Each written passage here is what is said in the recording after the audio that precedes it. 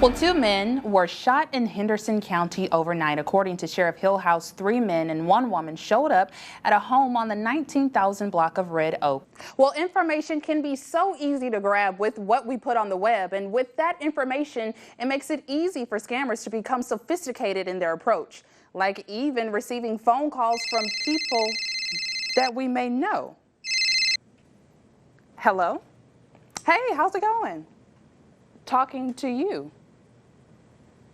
Unemployment benefits were supposed to prove they were searching for work, but because of the worsening of COVID-19, that requirement remains again on hold. Thanks for joining us tonight. I'm Chloe Bradford. According to data from the Smith County Jail, the county's jail population is increasing as well. The max for inmates is 1,149. I asked him how he plans to address jail funding and bond revenue. President Trump announced the death of ISIS leader Abu Bakr al-Baghdadi from the White House yesterday and says he watched the raid play out in real time. Is candy corn actually good? I vote yes. I vote no. So wow.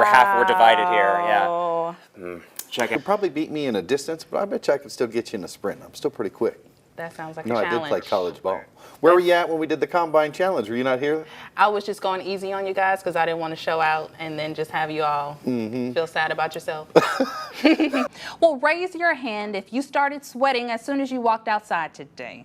I know I'm not the only one. It was hot outside, and hopefully we can get a chance to cool off soon. Jacqueline, you got to bring us back a little bit of candy from the Grand Slam. You have to. Please Okay? Do. Well, Imelda could still drop a lot of rain on us over the next day or two. So let's get right over to Chief Meteorologist Joel Barnes. Question many people wonder, what is happiness and how can people keep it or attain it? And for that question, we're talking to Erin Young tonight, a therapist with the Bridge Therapeutic Counseling in Tyler.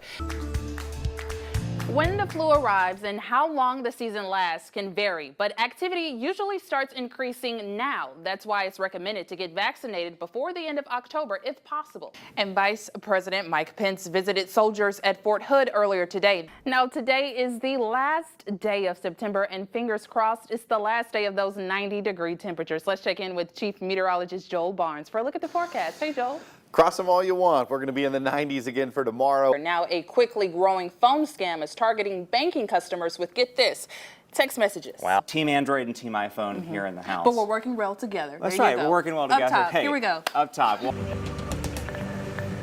So we had to move a little bit closer into the city. We were at the Caddos walking along a trail similar to this one Monday morning at Rose Rubman Park when she passed a certain man 3 times. She said this man began to follow her and follow her so closely that he even got so close to pull out one of her earbuds to talk to her. Behind me, there is pure devastation as ruin struck this home Saturday night. And I'm right along the path where a tornado touched down in Smith County. And as you can see behind me, it left many fallen trees, and you get to know your neighbors just like I'm getting to know my new neighbor here, Miss Linda. Okay, if I fight one bear, I think I can win. You can win? Don't help me. I'm gonna hold you help to the this. bear.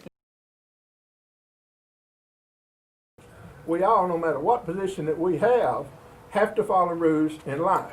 On September 9th, some concerned parents spoke to board members about the district's dress code policy. It all started when a 4-year-old's grandmother, Randy Woodley, was told her grandson's hair is not allowed according to the district's guidelines. She says the superintendent gave her 3 options: cut his hair, braid it and pin it up, or put him in a dress. And during Monday's board meeting, there were more people and more opinions. As a parent and alumni, I stand behind all the rules that the district puts forward. I understand that maybe the rule says do not have long hair. Okay, times are changing, but just because they tell you that you have to cut your baby's hair doesn't mean that they're being discriminated against you. More than 10 people spoke up. One speaker says it may be time for a change with the school's policy, but it's been hard to agree with some of the parents' concerns. A lot of the parents would be very supportive. I feel it's just that the message of the dress code being racist, that's what's hindering some of the parents to be supportive. One by one, more and more people begin to speak out. If you want changes to be done, get out and vote. This thing of being racism makes me mad. Seek out someone to run against. I mean, place your ballot if you want to make change. Others stood firm on why they believe there should be change within the district's policy. I strongly believe in rules.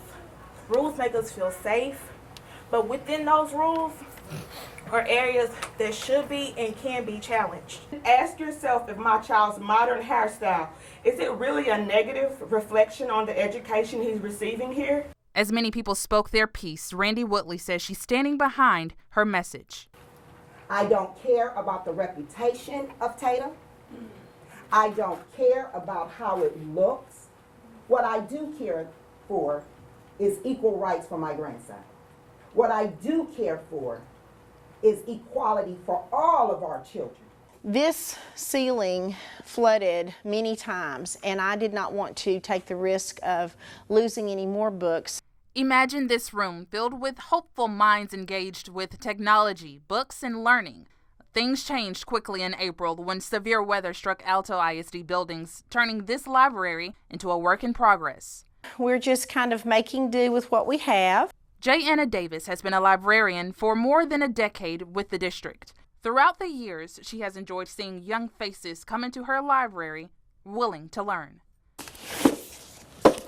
The damage has put a halt on students' ability to visit the book-filled room. I knew that the students were not going to be able to come directly to me to the library. Instead, she's bringing the joy of reading directly to students. You know the drill, friends. I have brought you some new books to read. Ms. Davis rolls her cart from class to class all over the district's campuses, providing books for anyone who wants to read them. We will listen. It's not like we have a choice. Besides, the more you listen, the more you learn. For most of what she would normally do in the library, she continues to do in the classroom. From reading to children to checking out books, she wants to be sure that students have the resources they need. I know that there are some children who don't have very many experiences outside of this town, and I think a book can always give that to them. Chloe Bradford, CBS 19.